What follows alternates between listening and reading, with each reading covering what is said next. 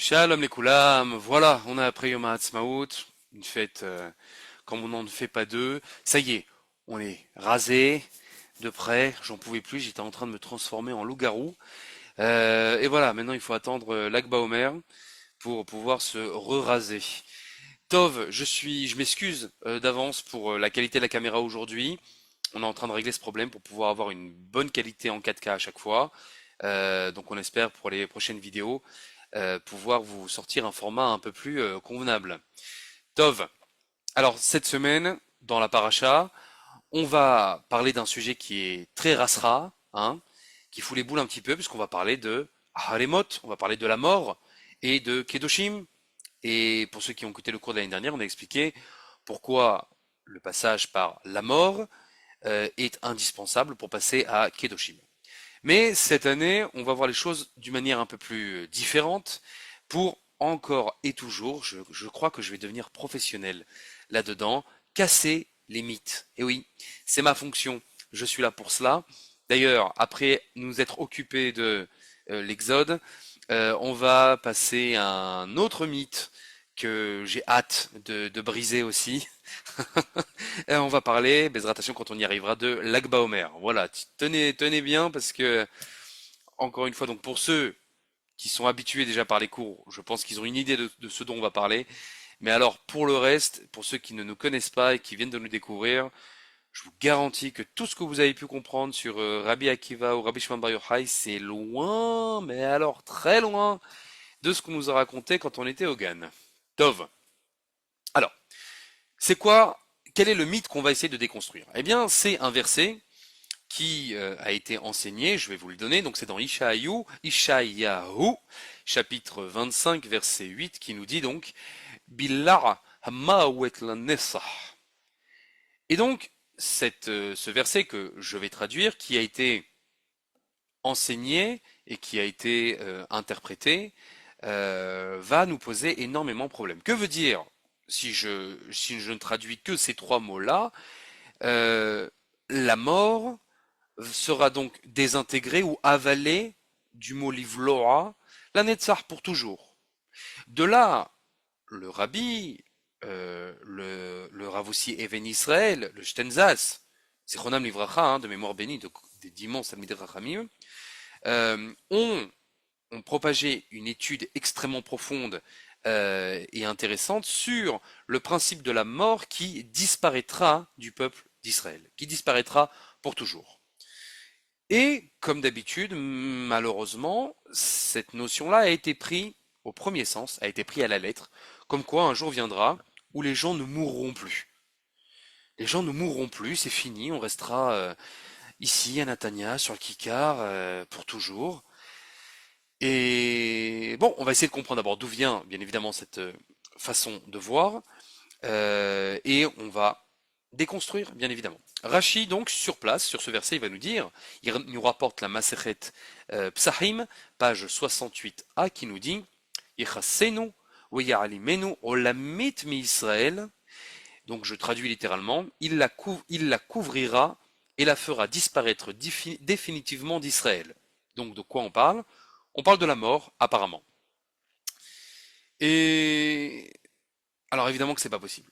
On va d'abord réfléchir, et ensuite, on va bien évidemment amener les références. D'abord, on va poser une question simple.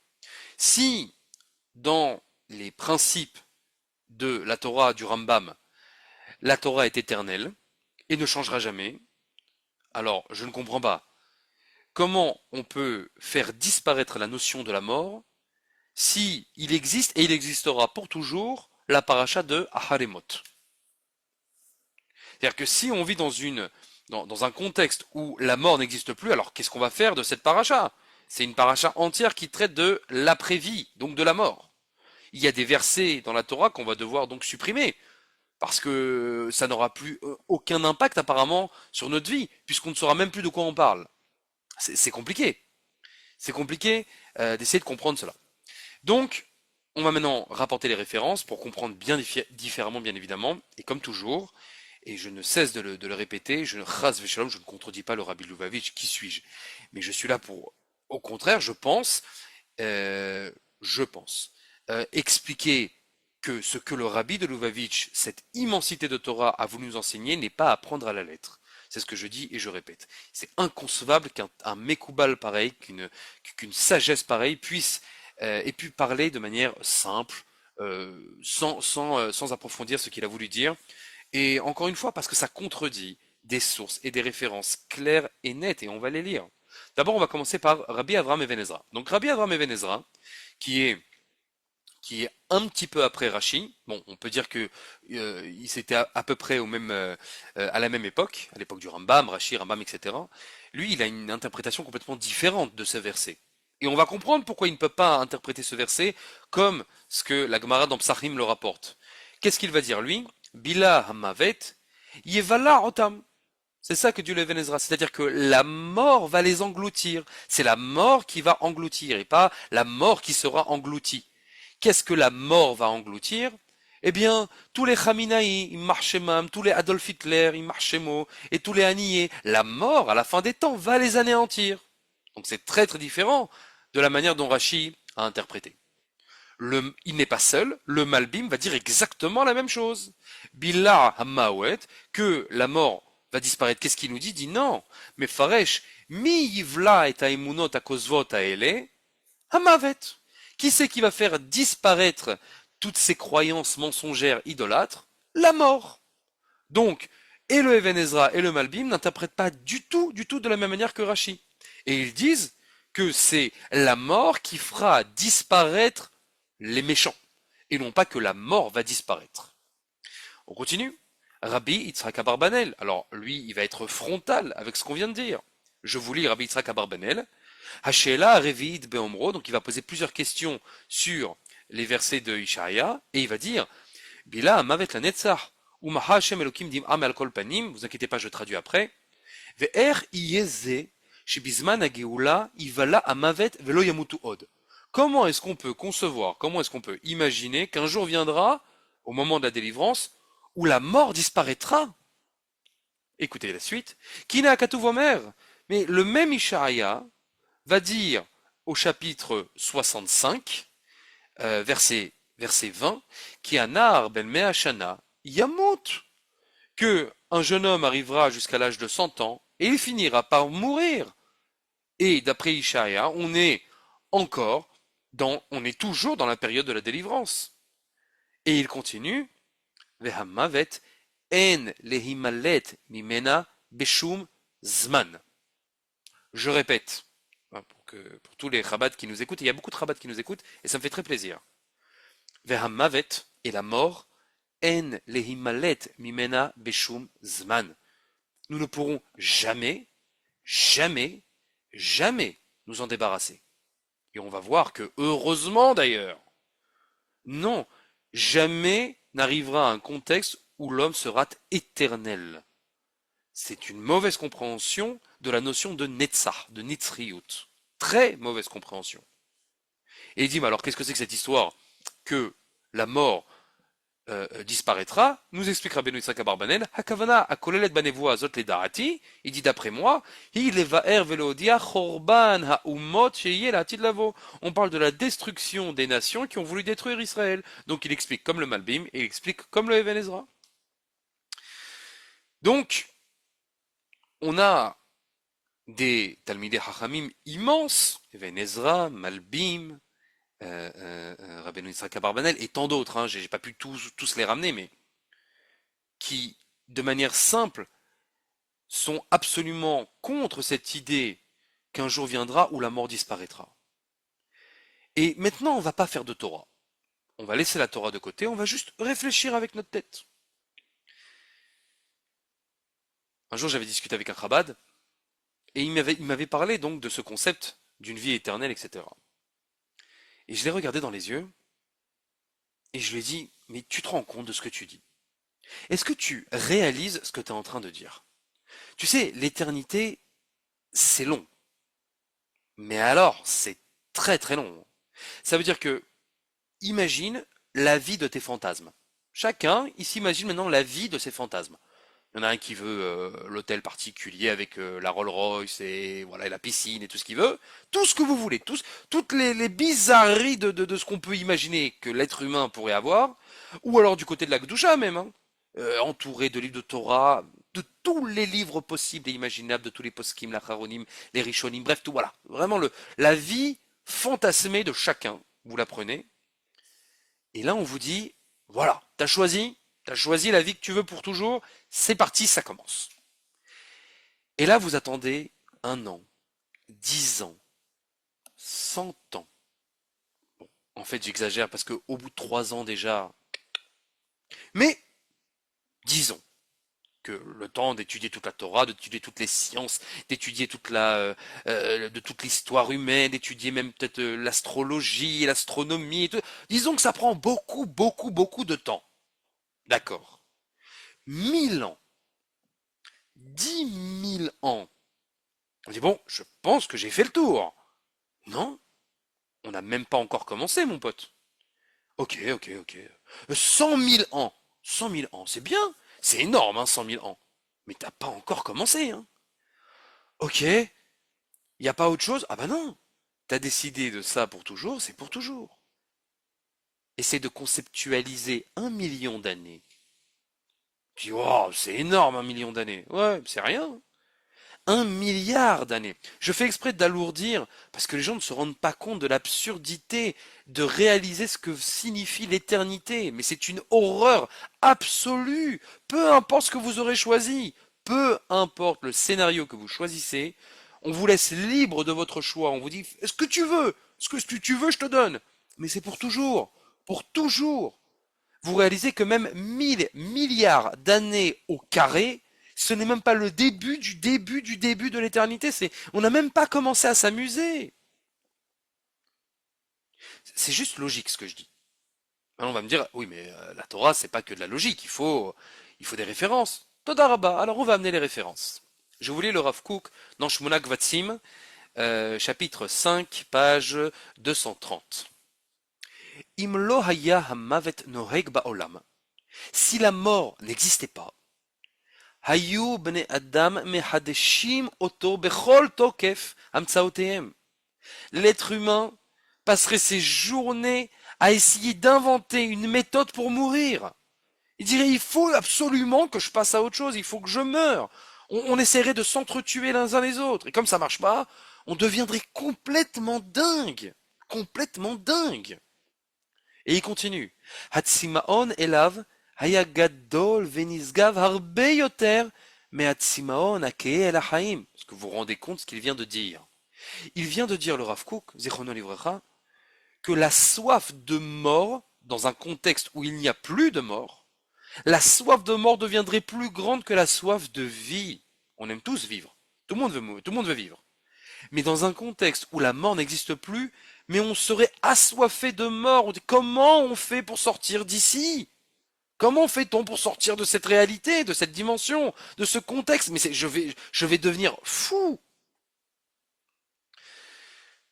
Le Midrash Rabbah, dans Bereshit Rabbah, il nous dit, Amar Rabbi Shmuel bar Yitzhak, Hine tov me'od, ze malach hachaim. Lors des 6 jours de la création, à chaque, à chaque fin de projet, le créateur dit plutôt, j'aime pas parler au passé, parce que c'est un présent continu, Tov Meod, et ce fut très bien, même si évidemment Tov Meod ne veut pas dire très bien, mais traduisons simplement, Zemalach HaChaim, c'est l'ange de la vie. Bon, l'ange, j'ai déjà dit, je répète, c'est pas un petit être avec des ailes, hein. C'est une conception. Bref, c'est un concept. Veine Tov Meod, et Rabbi Yitzhak continue, il dit, Tov Meod, ça peut aussi se traduire différemment. Ze Malach Mavet, c'est l'ange de la mort. C'est la perception de la mort. C'est Tov Meod. C'est obligatoire, impératif. Le Moreh Nevuchim, le Rambam, le Moreh Nevuchim, sans arrêt, il ne fait que répéter ce principe simple que nous a enseigné Shlomo Amelech. En kol hadash tahat hashemesh. Rien de nouveau sous le soleil. D'ailleurs, cette traduction elle est fausse, parce que en kol hadash, ça voudrait dire rien de tout n'est nouveau. Bon, c'est très dur à traduire, mais la vraie phrase c'est En kol hadash tachat hashemesh. J'entends souvent En hadash tachat hashemesh. Cette phrase est fausse. En hadash tachat hashemesh, cette phrase est fausse. C'est En kol hadash tachat hashemesh. N'oubliez pas, rien de nouveau sous le soleil. Ce qu'il y a maintenant, il y aura après, et pour toujours. Ce n'est pas la réalité qui va changer, c'est notre perception de la réalité qui va changer.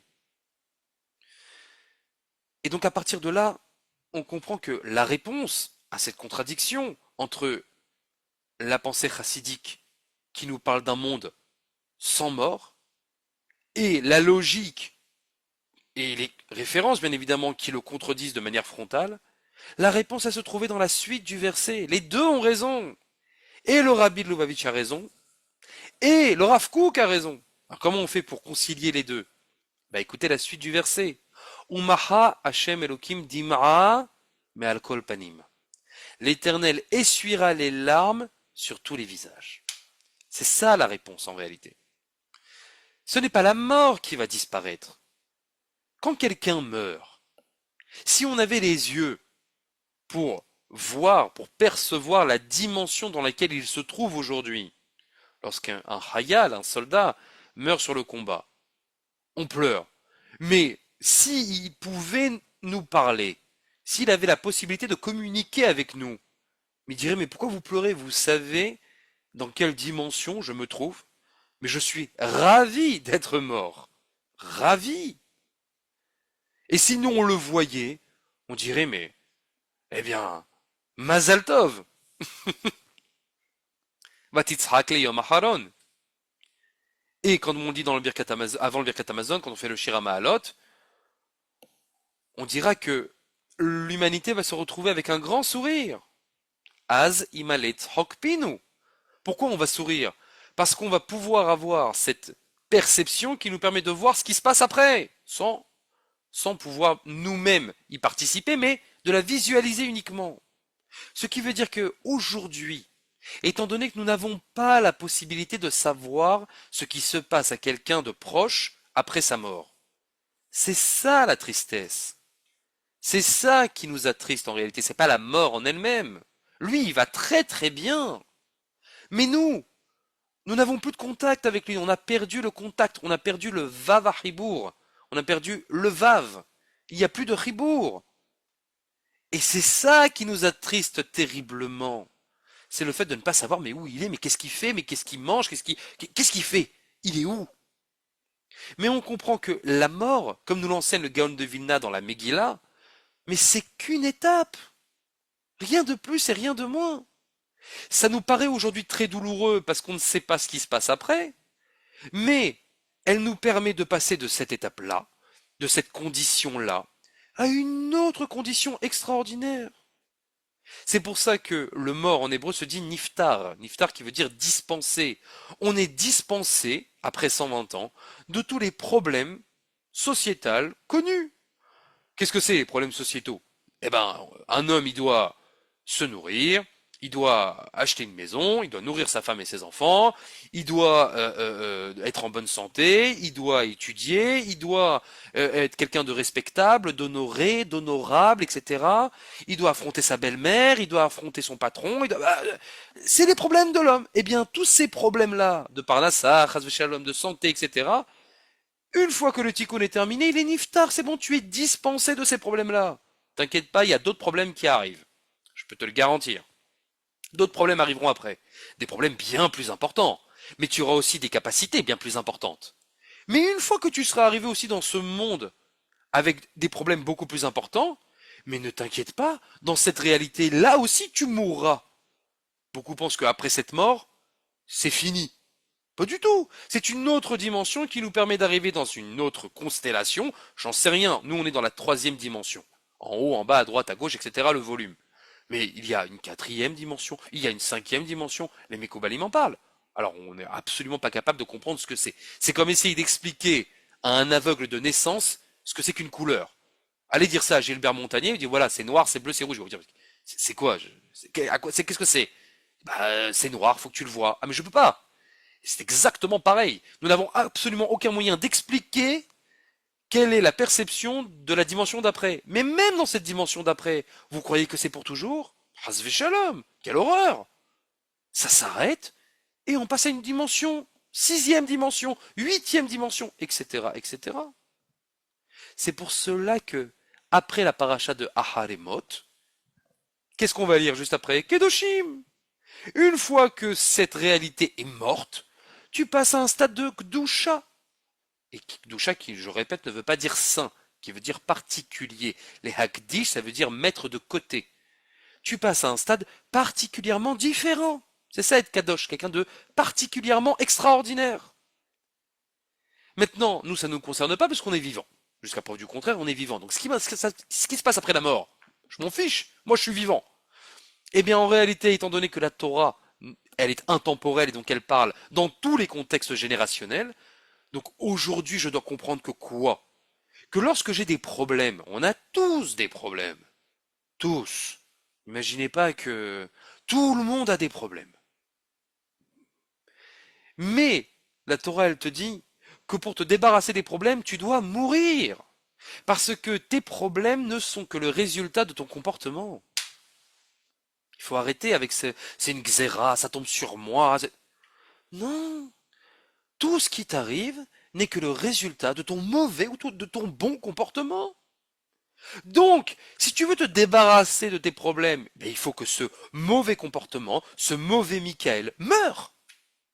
Il faut qu'il meure.